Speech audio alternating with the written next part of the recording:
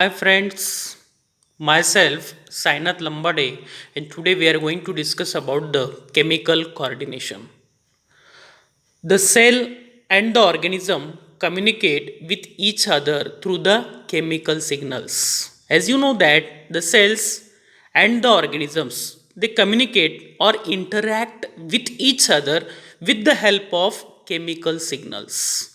Also, they are broadly of four types. First one, autocrines.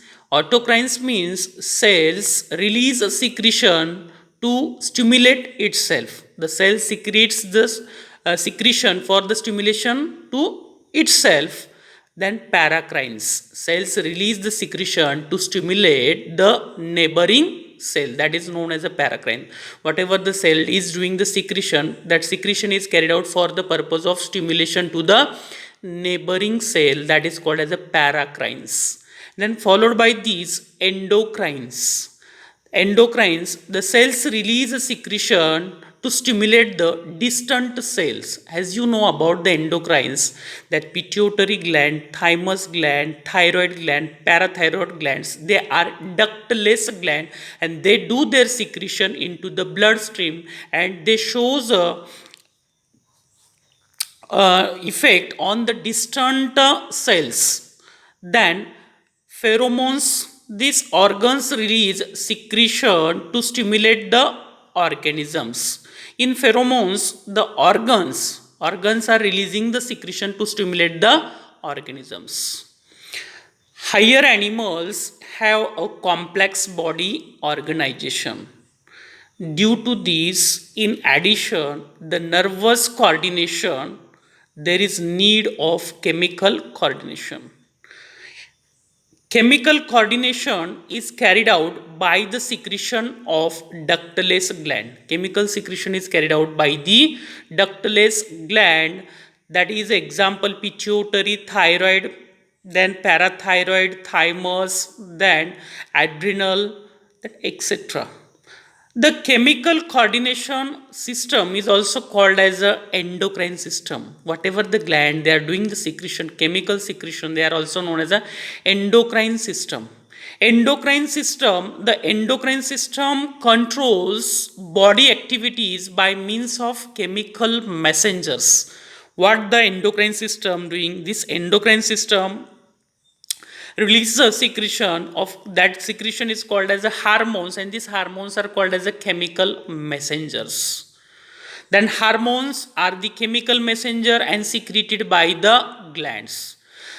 If a single cell do the secretion, that is also called as a secretion. That example of single cell, that is also called as a gland, that is a goblet cell. Single cell gland, that is a goblet cell. What is meant by? Now we are to study about the glands. A specialized tissue which secretes chemical is called as a glands. A specialized tissue which do the secretion of chemicals, and that is known as a glands. Control and coordination is carried out by the nervous system and endocrine system. Whatever the control and coordination which is mainly carried out in the humans, that is control, or the animals, that is controlled by the nervous system and endocrine system, which are integrated and known as a neuroendocrine system. Integrated means they are dependent on each other, so they are called as a neuroendocrine system, that is now called as a neuroendocrine system. Then we are going to study about the types of glands. As you know that exocrine gland, endocrine gland and heterocrine gland. This exocrine gland, actually this exocrine gland do the secretion of only enzymes. Endocrine gland do the secretion of only hormones, and heterocrine glands they do the secretion of both enzyme as well as hormones. So I will write here about this exocrine do the secretion of enzymes. Do the secretion of enzymes. So enzymes, the gland with the duct is called as a exocrine gland. Those glands which are having their own duct, they are called as a exocrine gland. Some of the example, that is a salivary gland, sebaceous gland, then liver. Also the example, that is a mammary gland, also come the example of exocrine gland only. In endocrine gland, the gland without, this point is very important, that the gland is not having their own duct, that without duct is called as endocrine glands. They secrete the chemical or the special chemical messenger called as a hormones in directly into the bloodstream, directly into the bloodstream. Example, that is a pituitary gland, thyroid gland, parathyroid, thymus, adrenal, etc. This do the secretion directly into the bloodstream. This heterocrine glands, the gland act as a partly endocrine gland and partly exocrine. So it is also called as a heterocrine gland, mix or composite gland. Example of this heterocrine, that is a pancreas, that is also called as the islets of Langerhans. Also the example of heterocrine, that is the testes and ovaries. Then hormones, the chemical substance secreted by an endocrine gland is called hormone, or the special chemical messenger secreted by the endocrine gland also called as a hormone.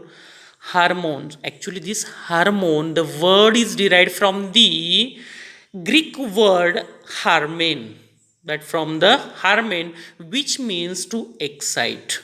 The term hormone was coined by the scientist E.H. Starling.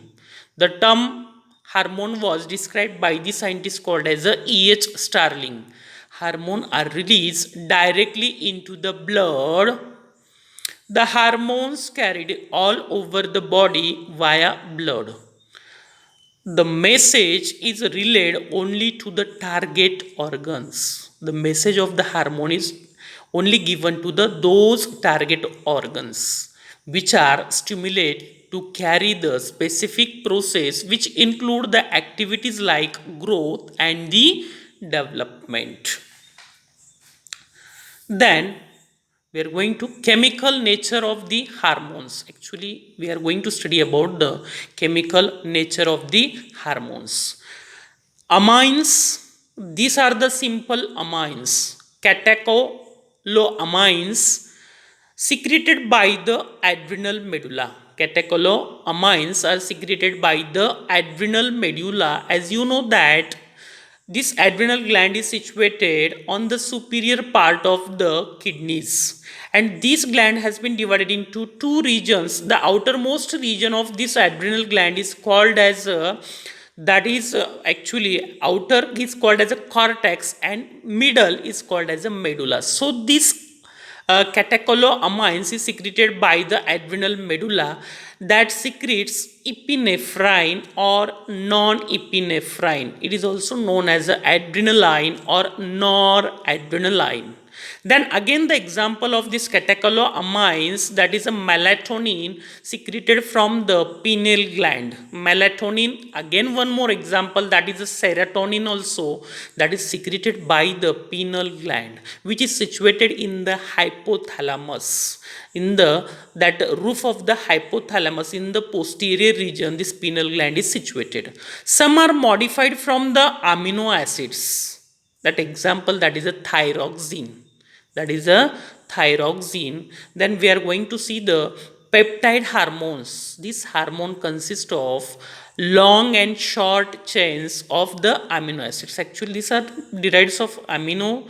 This shows a long and short chains of the amino acid. Example, the hormone of hypothalamus, that is a oxytocin, ADH, growth releasing hormone. Then protein hormones, insulin, glucagon, TSH, thyroid stimulating hormone, FSH, follicle stimulating hormone, LTH, luteinizing hormone, GH, growth hormone, relaxin hormone. These are the derivatives from the protein hormone. They are the derivative from protein hormones.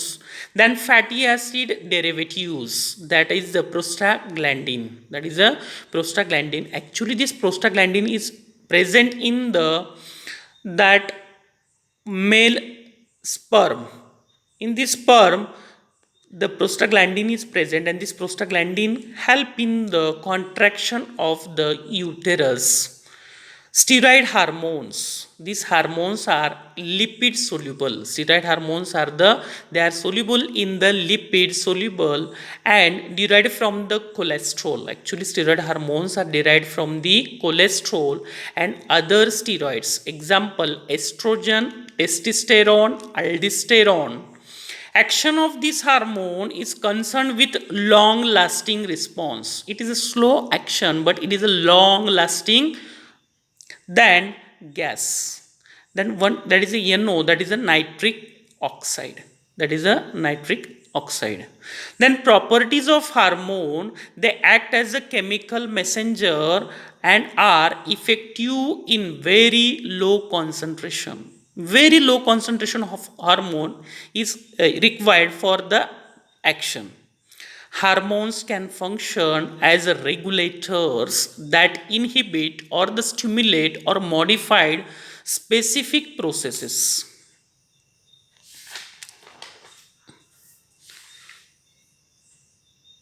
Some hormones interact with receptors present on the plasma membrane of the target cells, whereas some enter into the nucleus to interact with the genes. They are called as the intracellular receptors. Actually, this receptor may be present in the cytoplasm or in the nucleus. Hypersecretion means high secretion of hormone, then hypo means less secretion of hormones, leads to the various disorders. These are metabolized after their function. Hormones are metabolized after their function, thus they cannot be reused. Hormones secretion is regulated by positive and negative feedback mechanism. Then mechanism of hormone action: as hormones are released in a very small quantity, they produce their effect on the target organ cells by binding to the hormone receptors. The hormone receptor may be on the cell membrane or may be intracellular. The hormone receptor complex is formed and lead to the biochemical change in the target cells. As hormones goes to the cell, may be present on the surface of the cell, then ligand on the surface receptor. Then the cells which does not have the receptor does not have the influence of the hormones. Those cells which are not having the receptor, they does not show any kind of a effect of that particular hormone or influence of that hormones. Hormones are degraded by the tissues in the liver into bile and kidneys into the urine. Breakdown of the hormone in the liver in the form of bile and kidney into the urine. Hormones carrier protein in a blood. Then cytosolic receptors of hormone that forms a complex, they are called as the cytosolic receptors. So thank you.